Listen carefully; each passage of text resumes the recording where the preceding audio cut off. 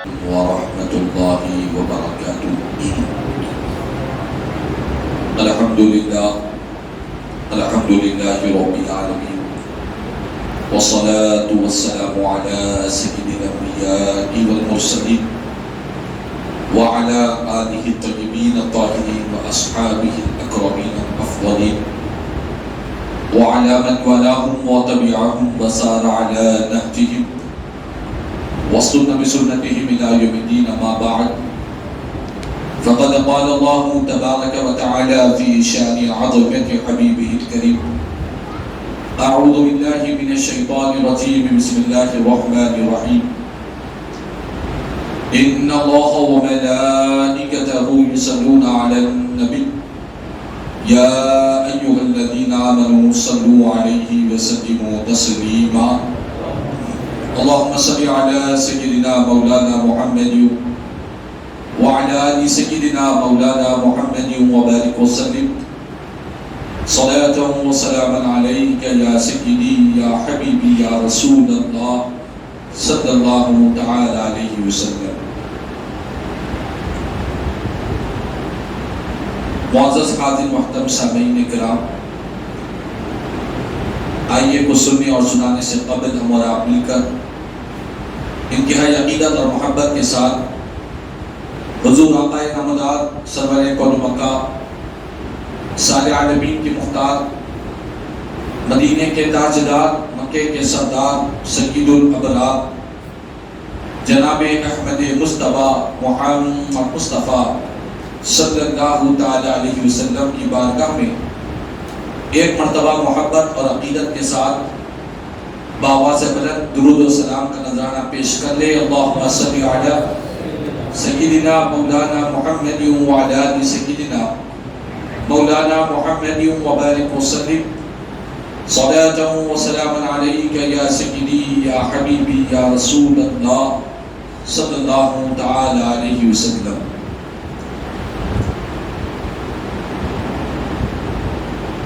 معزز حاضر محترم سامعین کرام، اللہ تبارک و تعالیٰ کا بے انتہا فضل و کرم ہے کہ اللہ تبارک و تعالیٰ نے ہم تمام کو اپنے گھر مسجد میں جمع ہونے اور اللہ اور اس کے رسول صلی اللہ تعالیٰ علیہ وسلم کے فرامین سننے اور سنانے کی سعادت عطا فرمائی ہے.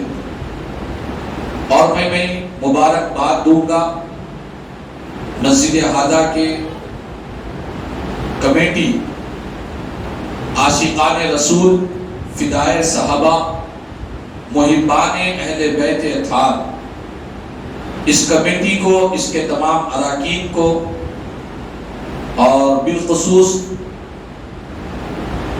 مصلیان مسجد اور حاضرین جلسہ کو کہ الحمدللہ اس مسجد میں، مسجد فاطمہ میں کافی وقت سے یہاں کے نوجوان اپنے عشق رسول اور صحابہ کرام کی فدائیت، اہل بیت اطہار کی محبت کی علامتوں کا اظہار کیا کرتے رہتے ہیں.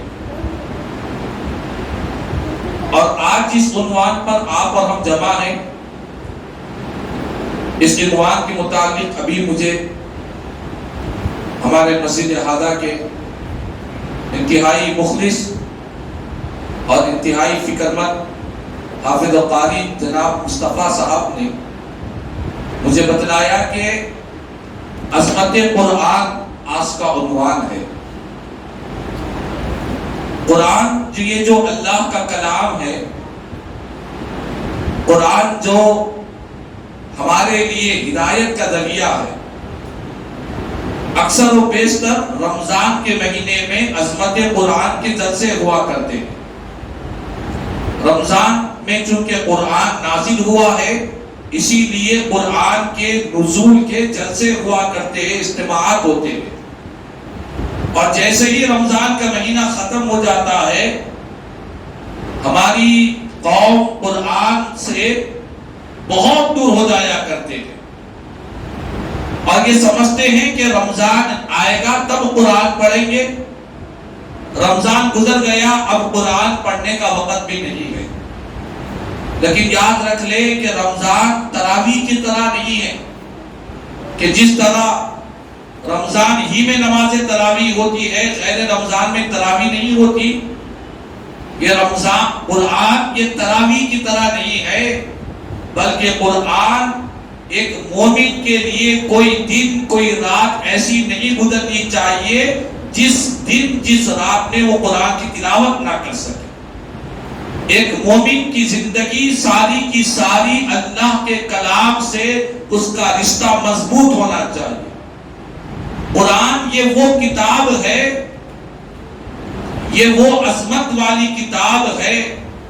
اس کتاب کے تعلق سے خالق کائنات نے فرمایا کہ اگر ہم اس قرآن کو کسی پہاڑ پر نازل کرتے تو پہاڑ ریزہ ریزہ ہو جاتا، پہاڑ ریزہ ریزہ ہو جاتا۔ قرآن کی عظمت کو، قرآن کی برکت کو، قرآن کے جلال کو، قرآن کی نور کو پہاڑ سنبھال نہیں سکتا۔ یہ صدقہ ہے رحمت للعالمین صلی اللہ تعالی علیہ وسلم کا۔ یہ صاحب قرآن ہمارے آقا کا صدقہ ہے کہ جنہوں نے جلال قرآن کو اپنے سینے میں لے کر جمال قرآن امت کو عطا فرمایا ہے۔ قرآن کا جمال ہمیں عطا فرما دیا ہے، قرآن کا جلال حضور نے اپنے سینے اقدس میں لے لیا ہے۔ اسی لیے آج مسلمان بڑی آسانی سے قرآن پڑھتے بھی ہیں، اور ہمارے حفاظ کرام قرآن کو اپنے سینے میں محفوظ بھی رکھا کرتے ہیں۔ یہ قرآن اللہ کا کلام ہے۔ ایک مومن کے لیے قرآن سے رشتہ ایک مومن کا مضبوط سے مضبوط تر ہونا چاہیے۔ ایک حدیث پاک آپ کو سناؤ۔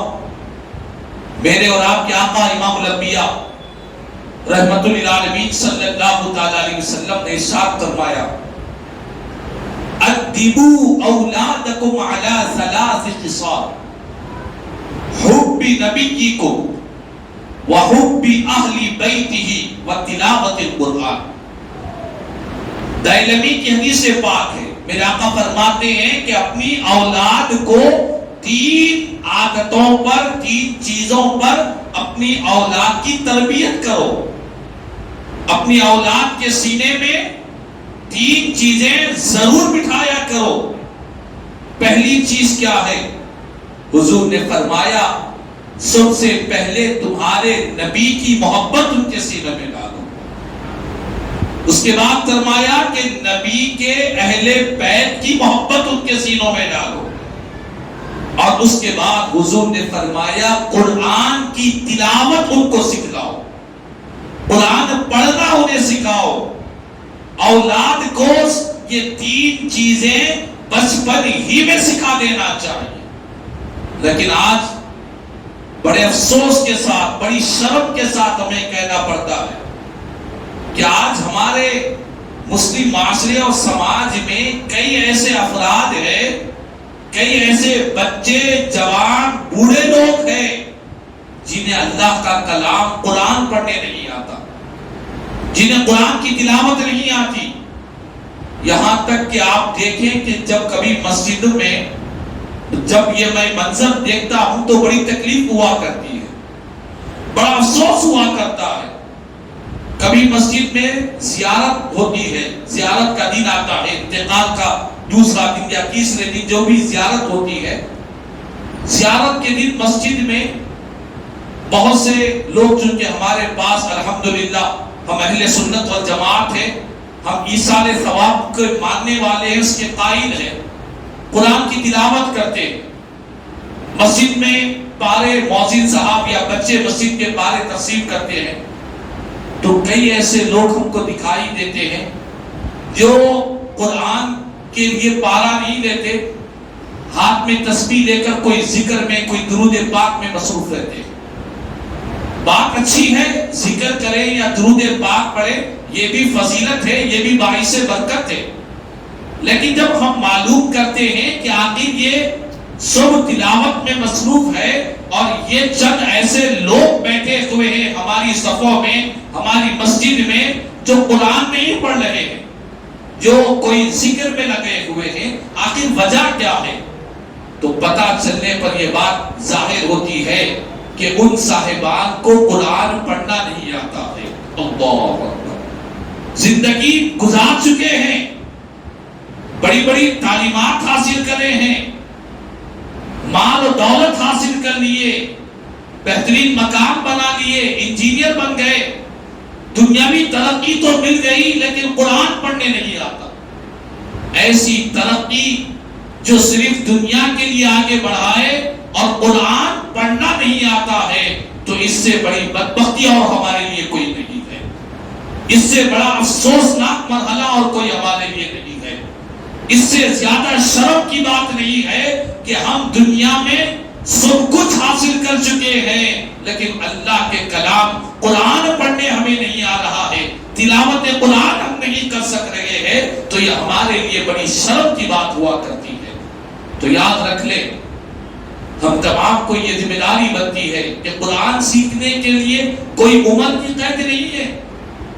آپ جب چاہے قرآن سیکھ سکتے ہیں، اگر بچپن میں نہیں سیکھ سکے، جوانی میں خیال آیا، ہوش آیا، غنیمت سمجھے، جوانی میں نہیں پڑھ سکے، بڑھاپے میں بھی سیکھ رہے ہیں تو غنیمت سمجھے کہ زندگی کی سانسیں تو چل رہی ہے۔ ابھی اللہ نے ہماری زندگی کا خاتمہ تو نہیں کیا، ابھی ہم مرے نہیں، اگر مر جاتے تو قرآن رب کی بارگاہ میں کیا جواب دیتے؟ مر جاتے تو رب کی بارگاہ میں کیا کہتے؟ خدا کی طرف سے جب یہ سوال ہوتا کہ بندے تو نے دنیا میں سب کچھ سیکھا ہے، لیکن تو نے میرے کلام کی تلاوت کو نہیں سیکھا ہے، اس وقت ہمیں کتنی بڑی شرمندگی ہوگی، کتنا بڑا افسوس ہوگا رہے گا۔ تو یاد رکھ لے، اللہ نے قرآن میں فرمایا وَلَقَدْ يَسَّرْنَا الْقُرْآنَ لِلذِّكْرِ، اور یقیناً ہم نے قرآن کو آسان کر دیا ہے۔ قرآن مشکل نہیں ہے، قرآن کو ہم نے آسان کر دیا ہے یاد کرنے کے لیے، نصیحت حاصل کرنے کے لیے۔ آپ دیکھیں چھوٹے سے چھوٹے بچے کو اگر قرآن پڑھانا سکھائے، 1 2 3 سال کے اندر بڑے پیارے انداز میں پڑھنا شروع کرتا ہے۔ تو یہ رب کا فضل ہے کہ رب نے اپنے کلام کو ہم گنہگاروں کمزوروں کے لیے اللہ نے آسان کر دیا ہے۔ آسانی سے رب کا کلام جاری و ساری زبان پر ہو جایا کرتا ہے۔ تو ہمیں چاہیے کہ اللہ کے کلام قرآن سے رشتہ جوڑیں۔ بالخصوص نئی نوجوانوں کو اور عمر رسیدہ لوگ جو قرآن نہیں پڑھتے، جن کو قرآن پڑھنا نہیں آتا، ان سب کو یہ خصوصی گزارش کرتا ہوں کہ خدا را اللہ کے کلام سے رشتہ جوڑے۔ یقیناً عمر کے بڑھنے کے بعد قرآن پڑھنے میں تھوڑی سی مشقت ہوگی، قرآن کے سیکھنے میں تھوڑی سی تکلیف ہوگی، لیکن ایک وقت آئے گا کہ قرآن کی مشقت پڑھتے پڑھتے اگر بندے کی جستجو میں اللہ کی کلام کی تڑپ ہوگی تو اللہ تعالیٰ ضرور اس کے لیے آسان کر دے گا۔ اللہ نے واضح کر دیا کہ ہم نے قرآن کو آسان کر دیا ہے یاد کرنے کے لیے، نصیحت حاصل کرنے کے لیے۔ اور یہاں تک کہ بیان کیا گیا، حدیث پاک کا مفہوم میں آپ کو سنا رہا ہوں کہ جو قرآن کو روانگی سے تیزی سے پڑھتا ہے اسے جتنا ثواب ملتا ہے، قرآن کو مشقت سے پڑھنے والا، رک رک کر پڑھنے والا، زبان پر چڑھ نہیں رہے ہیں الفاظ لیکن پھر بھی جستجو، طلب اور تڑپ اتنی ہے کہ رک رک کر بھی پڑھ رہا ہے، خالق کے کلام کو نہیں چھوڑ رہا ہے، ایسے رک رک کر پڑھنے والوں کو اللہ تعالیٰ دوگنا ثواب عطا فرماتا ہے، اسے دوگنا ثواب عطا فرماتا ہے، اس کو ڈبل ثواب ملتا ہے جس کے پڑھنے میں مشقت ہو رہی ہے، رک رک کر وہ قرآن پڑھ رہا ہے۔ تو بہرحال قرآن یہ اللہ کا کلام ہے، اس کی اتنی برکتیں ہیں، گمراہ لوگوں کو قرآن ہدایت عطا فرماتا ہے، اور جو ہدایت یافتہ ہے، جو مسلمان ہے، وہ جب قرآن پڑھتے ہیں تو اللہ تعالیٰ قرآن میں فرماتا ہے وَإِذَا تُلِيَتْ عَلَيْهِمْ آيَاتُهُ زادتہم ایمانا، جو ہدایت یافتہ ایمان والے مسلمان جب قرآن کی تلاوت کرتے ہیں یا قرآن کی تلاوت کو سنتے ہیں تو اللہ تعالیٰ ان کے ایمان میں اضافہ فرما دیتا ہے، ان کے ایمان میں تازگی ملتی ہے۔ ایمان میں اضافہ کیسے ہوگا؟ یاد رکھ لیں، نفس ایمان کے بارے میں ہمارے علماء اہل حنفی علماء کا یہ موقف ہے، احناف کا، کہ نفس ایمان گھٹتا اور بڑھتا نہیں ہے، لیکن ایمان کی جو کیفیت ہے، ایمان کا جو نور ہے، اللہ تعالیٰ اس نور ایمان میں اضافہ فرما دیا کرتا ہے۔ قرآن کی تلاوت کی برکت سے، قرآن کے پڑھنے کی وجہ سے، قرآن کے سننے کی وجہ سے ہمارے ایمان کے نور میں، ایمان کے کمال میں، ایمان کے درجات میں اور ایمان کی کیفیت میں اللہ تعالیٰ اضافہ فرما دیا کرتا ہے۔ تو ہمیں چاہیے کہ قرآن کی تلاوت سے اپنا رشتہ جوڑے۔ قرآن یہ وہ اللہ کا کلام ہے جس کا پڑھنا بھی عبادت ہے، جس کا دیکھنا بھی عبادت ہے۔ قرآن کو دیکھنا بھی عبادت ہے، جس طرح کعبے کو دیکھنا عبادت ہے، اسی طرح اللہ کے کلام قرآن کو بھی دیکھنا عبادت ہے۔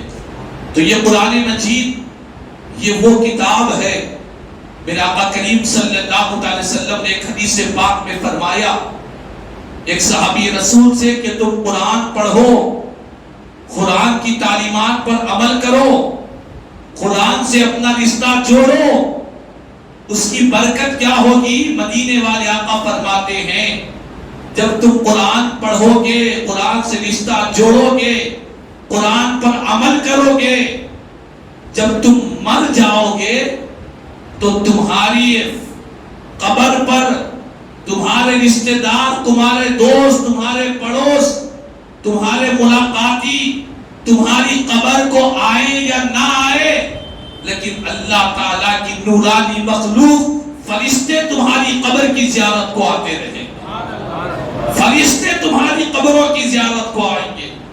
وہ فرشتے جو کبھی گناہ نہیں کرتے، وہ فرشتے جو اللہ کی نورانی مخلوق ہے، فرشتے تمہاری قبر کی زیارت کے لیے آسمان سے نازل ہوں گے۔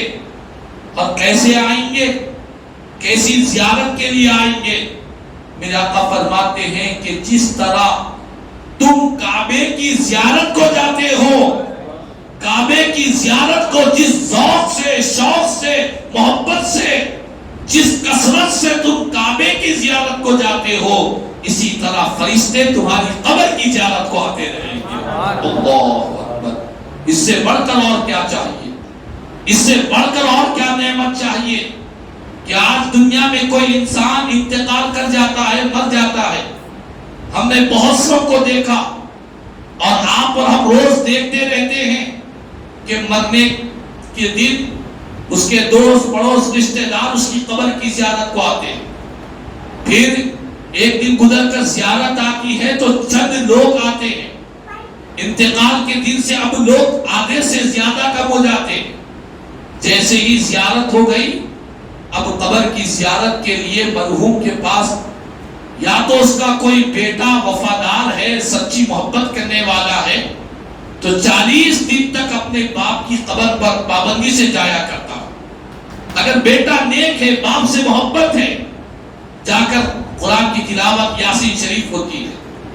اور 40 دن کے بعد جب چہلم ہو جاتا ہے، نیک بیٹا ہو تو ہفتے میں ایک مرتبہ جاتا، اور کچھ دن کے بعد یہ عالم ہوتا ہے کہ سال میں ایک مرتبہ برسی کو جاتے۔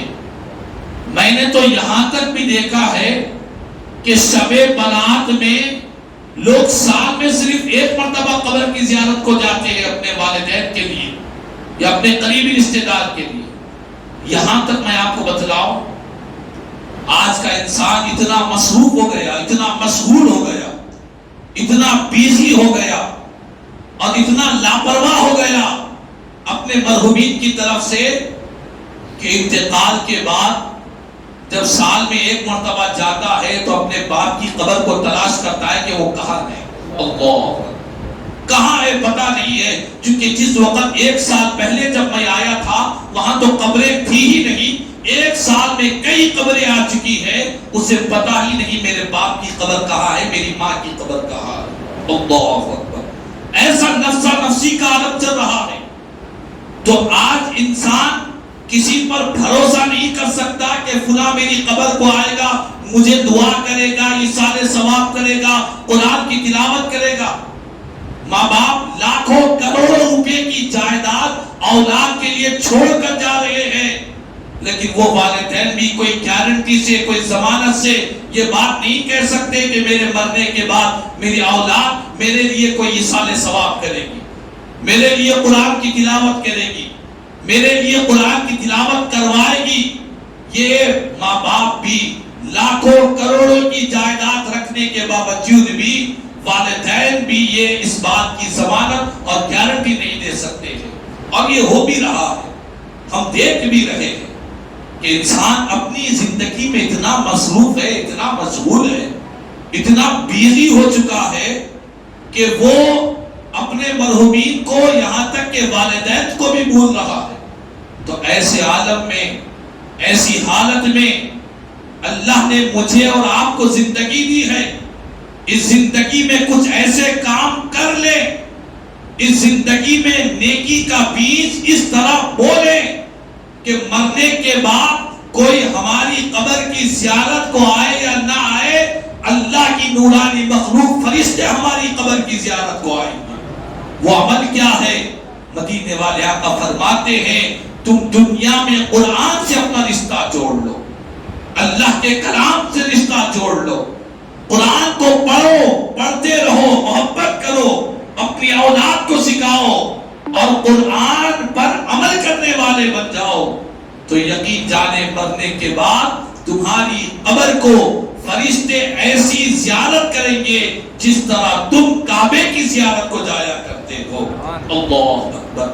تو آج اللہ نے ہمیں زندگی دی ہے، اس زندگی کو مجھے اور آپ کو ہر لمحہ غنیمت سمجھنا چاہیے، ہر آن غنیمت سمجھنا چاہیے. یہ موقع ہے. آج ہم دنیا میں قرآن اگر پڑھنا نہیں آتا ہے تو الحمدللہ ہماری مساجد میں، ہمارے تعلقات میں، ہمارے روابط میں ایسے کئی حفاظ کرام ہیں. اگر ہم ان سے اپنا تعلق جوڑیں گے، کچھ دیر کے لیے وقت نکالیں گے تو ہمیں قرآن پڑھنا آسانی سے سیکھ جائیں گے. آپ کو معلوم ہے کہ الحمدللہ میں شہر حیدرآباد میں یہاں پر بڑی آسانی سے ہم اللہ کے کلام قرآن کو سیکھنے کے لیے کئی حفاظ کرام آپ کو ملیں گے. مسجد کے امام صاحب ہو یا مؤذن صاحب ہو، ہر گلی میں الحمدللہ آپ کو نظر آئیں گے. لیکن اس کے برخلاف آپ دیگر ممالک میں چلے جائیں، آپ انگلش کنٹریوں میں چلے جائیں، جس کنٹری میں جانے کے لیے آج ہمارے نوجوان تڑپتے ہیں، بے چین ہوتے ہیں کہ وہاں کا ویزا مل جائے، وہاں کا PR مل جائے، وہاں کا ہمیں ریسیڈنٹیل مل جائے تو ہم وہاں جا کر رہیں گے. ایسے ممالک میں لوگ قرآن سیکھنا چاہتے ہیں لیکن کوئی سکھانے والا نہیں ہے. لوگ قرآن پڑھنا چاہتے ہیں، کوئی پڑھانے والا نہیں ہے.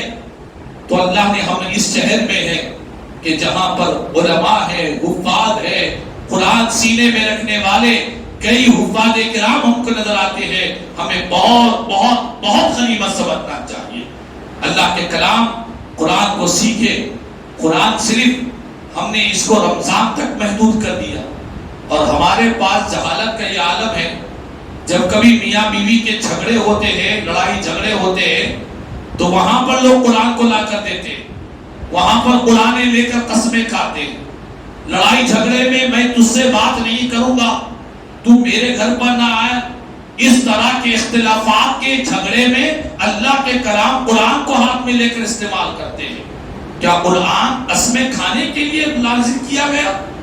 کیا قرآن لڑائی جھگڑے میں قسموں کے لیے اللہ نے نازل کیا؟ نہیں. اللہ نے قرآن میں فرمایا کہ ہم نے تمہیں قرآن اسی لیے نازل فرمایا ہے تاکہ تمہیں ہدایت مل جائے، تم سیدھے راستے پر آ جاؤ، گمراہی کو چھوڑو، گناہوں کی دلدل کو چھوڑو، نیکی کی راہ پر آؤ. اسی لیے اللہ نے قرآن کو نازل کیا ہے. لیکن آج قرآن مجید کے نزول کے مقصد سے ہم بہت پیچھے ہوتے چلے جا رہے ہیں۔ تو بہرحال قرآن مجید یہ اللہ کا کلام ہے، اس کے ہر سورے کی اپنی فضیلت ہے۔ میرے آقا کریم صلی اللہ علیہ وسلم نے فرمایا کہ جس گھر میں سورہ بقرہ کی تلاوت ہوتی ہے، سورہ بقرہ کی تلاوت ہوتی ہے، اس گھر میں شیطان کبھی داخل نہیں ہو سکتا ہے۔ شیطان اس گھر میں داخل نہیں ہو سکتا ہے جس گھر میں سورہ بقرہ کی تلاوت ہوا کرتی ہے۔ آج گھروں میں شیاطین کے اثرات ہیں، اس کے لیے لوگ جھوٹے عاملوں کے پاس جاتے ہیں۔ عاملوں کی ایک بڑی تعداد ہے، عملیات کرنے والے جو لوگوں کو مکر و فریب کرتے ہیں، دھوکہ دیا کرتے ہیں۔ ایسے جھوٹے عاملوں کے پاس جا کر لوگ اپنا روپیہ، پیسہ، اپنا وقت، یہاں تک کہ اپنا ایمان بھی برباد کر رہے ہیں۔ ایسے وقت میں ہمیں چاہیے کہ قرآن سے رشتہ جوڑیں، سورہ بقرہ کی تلاوت گھر میں کریں، پھر دیکھیں اللہ تبارک و تعالی کیسی رحمتیں نازل کرتا ہے۔ اگر اثرات شیطانی ہوں گے تب بھی سورہ بقرہ کی تلاوت سے شیطانی اثرات سے محفوظ رہ جائیں گے۔ اسی طرح میرے آقا فرماتے ہیں جو شخص روزانہ پابندی کے ساتھ، حدیث پاک میں بیان کیا گیا، جو شخص روزانہ رات میں مغرب کے بعد یا عشاء کے بعد سورہ واقعہ کی تلاوت کرتا ہے، سورہ واقعہ جو 27ویں پارے میں سورہ رحمان کے بعد سورہ ہے، جو سورہ واقعہ کی تلاوت کرتا ہے، اس کی برکت سے اللہ تبارک و تعالی اسے فقر و فاقے سے محفوظ کر دیا کرتا ہے۔ تندرستی نہیں آئے گی، بھوکا نہیں رہے گا، اللہ تعالیٰ فقر و فاقے سے محفوظ رکھے گا۔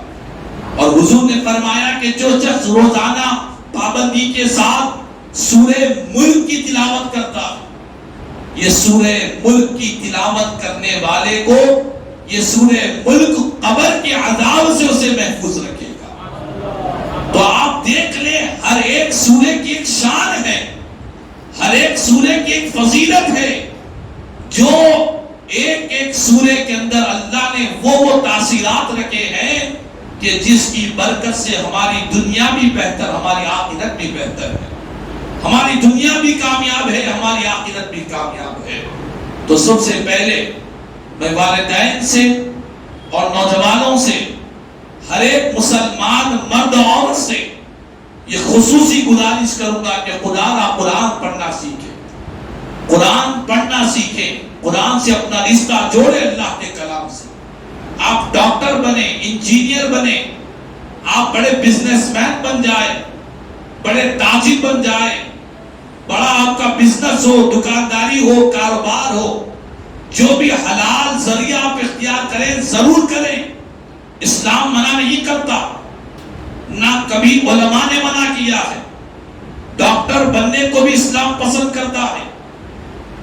آج جمعہ کے اخبار میں گزشتہ جمعہ کے روز مفکر اسلام زین الفقہا استاد الاساتذہ حضرت علامہ مولانا مفتی خلیل احمد صاحب قبلہ مدرس اللہ العالی شیخ الجامعہ جامعہ نظامیہ نے اعتماد اخبار میں بڑی پیاری بات بیان فرمایا کہ اسلام یہ چاہتا ہے کہ مسلمانوں میں ماہر ڈاکٹر بنے، مسلمانوں میں اچھے انجینئر بنے۔ اگر مسلمانوں میں ڈاکٹرز نہیں بنیں گے تو پھر ہمیں غیروں کے پاس جانا پڑے گا۔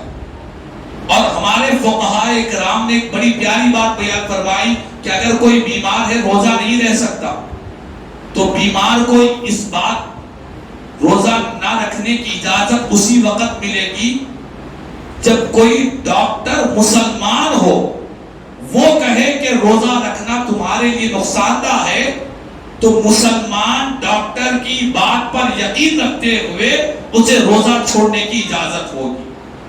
تو مسلمان ڈاکٹر ہونا چاہیے۔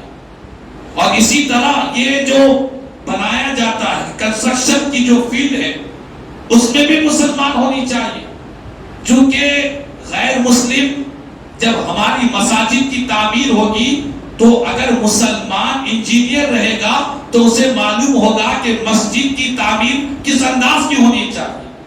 تو ہمارے مذہب اسلام میں ہر ایک کی اہمیت ہے. کوئی یہ نہیں کہتا کہ ڈاکٹر بننا منع ہے، انجینئر بننا منع ہے، بلکہ اسلام تو یہ ترغیب دیتا ہے کہ ہر علم میں، ہر فن میں مسلمان آگے آگے رہے. اور دنیا جانتی ہے ایسے کئی علوم اور فنون کے کئی مسلمان اس کے بانی رہے، موجد رہے، ایجاد کرنے والے رہے. مسلمان کو ہر چیز سیکھنے کی اجازت ہے شریعت کے دائرے میں، لیکن ہم یہ کہتے ہیں کہ ڈاکٹر ضرور بنے، لیکن ایسے ڈاکٹر نہ بنے جسے قرآن پڑھنا نہیں آتا. انجینئر ضرور بنے، ایسے انجینئر نہ بنے جنہیں اللہ اس کے رسول کی تعلیمات نہیں آتی، جن کو نماز جنازہ کا طریقہ نہیں معلوم، جو اسلام سے انتہائی درجے دور ہو چکے ہیں. ایسے ڈاکٹر، ایسے انجینئر بننے سے صرف دنیا کی ترقی ہوگی لیکن آخرت کی ترقی سے محروم رہے گا. تو ہمارا مذہب اسلام یہ کہتا ہے کہ آپ جو بھی بنے پہلے مسلمان بنے. ایک مسلمان کو جو چیزیں ضروری ہے، مسجد میں جنازہ ہے، کئی مسلمان ہمارے باہر کھڑے رہتے ہیں، ان سے پوچھا جائے کہ بھائی جنازہ شروع ہوا یا نہیں، کہتے ہیں کہ شروع ہو چکا، آپ باہر کیوں ہیں؟ تو ان کے باہر رہنے کا مقصد یہی ہوتا ہے کہ انہیں نماز جنازہ کا طریقہ نہیں معلوم. اللہ، باپ کا جنازہ مسجد میں رکھا ہوا ہے، بیٹے کو جنازہ پڑھنے نہیں آتا، وہ دور مسجد کے باہر کھڑا ہوا ہے. جنازہ جب ختم ہوگا اس وقت میں مسجد میں آؤں گا. یہ کتنی افسوس کی بات ہے، کتنی شرم کی بات ہے. بہترین جنازہ پڑھانے کے لیے ایک باپ کا بیٹا جنازہ جب پڑھاتا ہے اس کی کیفیت جدا ہوا کرتی ہے. آپ وقت کی کتنے بھی بڑے شخصیت کو ڈالیں، لیکن بیٹا جس درد کے ساتھ، جس تکلیف کے ساتھ، جس خشوع و خضوع کے ساتھ رب کی بارگاہ میں اپنے باپ کی جنازہ پڑھاتا ہے تو اس باپ کی روح کو کتنا سکون نہیں ملے گا. اس کے لیے اللہ کی طرف سے مغفرت کے کیسے انعامات نازل نہیں ہوں گے. تو خدا نا ہمیں اسلامی تعلیمات سے بہت قریب ہونا چاہیے. ہم دور دور رہا کرتے ہیں اسلام سے، قرآن سے، حدیث سے، اللہ اس کے رسول کی تعلیمات سے، مسجدوں سے ہم دور دور رہ کر زندگی گزارنا چاہتے کہ نہیں. ایک مسلمان ہے، ایک مومن ہے، تو اسے اسلام سے بہت گہرا تعلق ہونا چاہیے. ہم مومن ہیں، ہم کلمہ گو ہیں، ہمیں قرآن پڑھنا بھی آنا چاہیے، قرآن کی چند سورتیں بھی یاد رہنا چاہیے، ہمیں نماز جنازہ بھی پڑھنا آنا چاہیے، نماز جنازہ پڑھانے کی صلاحیت رکھنا چاہیے. کبھی مسجد میں امام صاحب نہ آئے یا مؤذن صاحب نہ ہو تو ہمارے اندر اتنی قابلیت اور صلاحیت ہونی چاہیے کہ ہم خود مصلی پر کھڑے ہو کر آسانی کے ساتھ اس نمازیں پڑھا سکیں. اتنی تو صلاحیت ایک مومن کے اندر، ایک مسلمان کے اندر ہونی چاہیے. تو بہرحال وقت کی بڑی قلت ہے، باتیں تو بہت ہیں. میں کہوں گا کہ ہم تمام اس بارے میں سنجیدہ ہو اور یہ سوچیں، یہ فکر کریں کہ ہم دینی مسائل کو سیکھیں گے، بالخصوص اللہ کے کلام قرآن سے رشتہ جوڑیں گے. الحمدللہ مدارس کا آغاز ہو چکا ہے، کئی مدرسے بھی کھل رہے ہیں. تو ہمیں چاہیے کہ ہم خود بھی اسلام سے، قرآن سے، مدرسوں سے رشتہ جوڑیں اور کوشش کریں کہ اپنی نسلوں کو بھی قرآن کی تعلیمات سے آگاہ کریں. الحمدللہ مسجد حاضہ میں بھی ابھی امام صاحب نے بتلایا ہے کہ مسجد حاضہ میں بھی الحمدللہ یہاں پر عصر سے مغرب مدرسہ ہے. تو اس وقت کو بھی غنیمت سمجھیں، ٹائم نکالیں اور کوشش کریں. اگر اس وقت میں نہیں ملتا ہے تو کوئی اور وقت کے لیے کیوں نہ، بہرحال کسی طرح بھی آپ اس سے بھرپور استفادہ کریں. مسجد حاضہ الحمدللہ یہاں پر قرآن پڑھائی جا رہی ہے، اس کو غنیمت سمجھیں، اپنے بچوں کو بھی ڈالیں، خود بھی سیکھیں. اللہ تعالیٰ سے دعا ہے کہ اللہ تعالیٰ آج کے ہماری اس اجتماع کو اپنی بارگاہ میں قبول فرما لیں. جتنے ہمارے نوجوان بھائی ہیں اور جتنے ہمارے اس بچے ہیں، جو بھی اس اجتماع میں شریک، مولا قرآن کی برکتیں ہمیں نصیب فرما دیں. دنیا اور آخرت میں قرآن کو ہمارے لیے بخشش اور مغفرت کا ذریعہ بنا دیں. مولا اللہ کے کلام قرآن سے سچی محبت عطا فرما دیں. قرآن مجید اور صاحب قرآن ان دونوں سے ہمارا رشتہ مضبوط کر دیں. مولا تعالیٰ مسجد حاضہ کے انتظامی کمیٹی، مصلیان مسجد ان سب کو قرآن کے فیوز و برکات سے مالا مال فرمائے. جتنے ہمارے بھائی آج کے اجتماع کے لیے محنتیں کی مولا ان کی محنتوں کو اپنی بارگاہ میں قبول فرمائے. کہنے سننے سے آتا مجھے ہم تمام کو عمل کی توفیق عطا فرمائے. آمین.